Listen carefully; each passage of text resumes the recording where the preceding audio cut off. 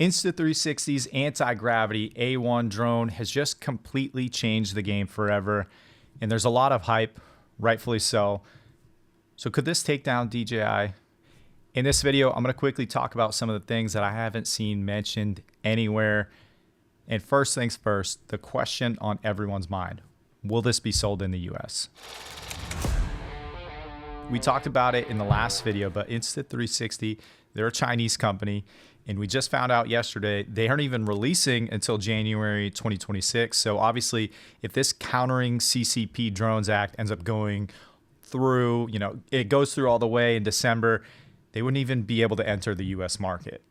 Well, if you read the fine print from Insta360 themselves, it states that this is an independent company separate from Insta360, and they're collaborating with third parties on this. So while it doesn't explicitly say yes, it's almost implied from this phrasing that this will purposely be its own entity, and because of that, we'll be able to bypass this Chinese drones ban. And again, this isn't 100% confirmed, but I think based on the wording, I think there's no way they don't sell in the US, especially based on this very strategic timing on their part.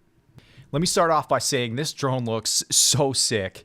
In being able to stitch together essentially endless angles from one single flight is a completely never before seen concept. And this opens so many possibilities up for so many new creative transitions, framing, and I just can't wait to see how people use this thing. And I don't think anyone should be opposed to new competition when it comes to our gear options. This is always a good thing for consumers.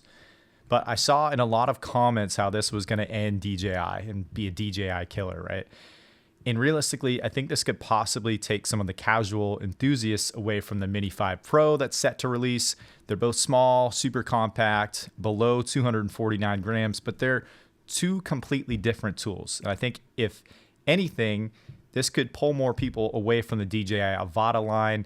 I think to people just dipping their feet into the FPV world, they'll see this and they'll be like, well, it's basically the same thing. You've got the goggles and the motion controller, but this gives you 360-degree video and it looks so cool. So I think I'd rather try that. But I think the biggest thing that I noticed from everything that I saw, there was zero mention of photography. Not once did I hear the stills side mentioned. And I know a majority of people are probably using drones for recording video clips, but with my business, I rely on stills as much as I do videos. So if anything, I probably take more photos than I do video. And I know a lot of people don't even seem to care about photo specs anymore, but for me, they're a necessity. So I would have loved some mention about how or even if they're incorporating this. And then secondly, and this is a big one in my opinion, I don't think I ever saw one mention of the battery life. Usually this is one of the biggest things that drone companies talk about. How long can you actually fly it for? How long do the batteries last? And I didn't see one mention of this from what I could see. And a quick Google search brings me up one article from someone who tested it and they claimed it's about 15 minutes. Not bad for what this is. Compare that to the Avata or something similar. It's decent, but still when you put that against close to 45 minutes on some of the other drones, it's just very different than anything we've seen so far. And technically it's not an FPV drone. So when you turn your head, the drone doesn't change direction. And if you've ever flown an FPV drone, you know that can take a lot of getting used to. But because it's a full 360-degree view, instead, this just moves what you're actually looking at in the goggles rather than the flight path of the drone itself. And I think they took a lot of what makes some of the FPV drones intuitive and easy to use and helps you pick them up faster. But my first thought was, I really dislike the goggles. I really just don't like using them. And it's one of the things that's kept me from using my Avata more. You're legally not allowed to fly without a spotter. And, flying drones in public is one thing, but when you throw on the goggles and a joystick, it brings in an entirely different set of challenges if you're in public. People look at you, you have no idea of your surroundings, and you need to have a spotter if you're going to use the goggles. So I personally would rather not use them if I had the option, and of course, if you have the trade-off of immersiveness versus convenience. Personally, I use drones for work 90% of the time, so I need the convenience. And if this could be used on the phone app, similar to Insta360's capture app, I use their cameras all the time, and I don't see why they wouldn't give us that option. And I think that would solve one of the major objections that keep people away from this possibly. So I saw a lot of talk of that. And I also saw a few people mention they wish they could have used a traditional controller over the joystick.